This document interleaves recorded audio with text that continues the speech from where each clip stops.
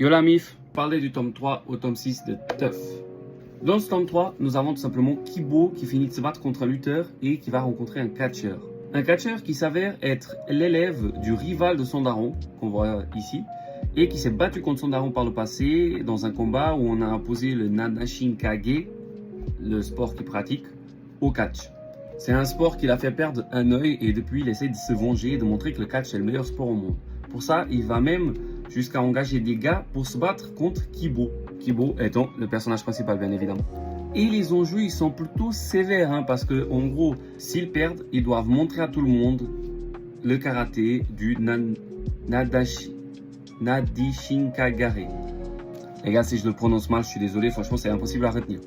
Sauf que c'est un art martial qui se transmet de génération en génération. Le daron a transmis à Kibo, Kibo il va transmettre à son enfant. C'est un art martial qui se diffuse qu'au sein d'une famille, d'une lignée. Et Kibo est le 15e d'ailleurs. Finalement, il y a beaucoup de bastons parce qu'il y a un lutteur, un catcheur, un autre gars qui vient et encore un autre qui vient.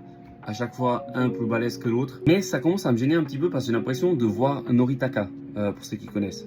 Et dans ce 6e tome, finalement, il va rencontrer encore un autre gars, que cette fois est aussi un karatéka, mais qui pratique un autre art et qui va donc opposer cet art-là qu'il pratique au Nadashinkagare.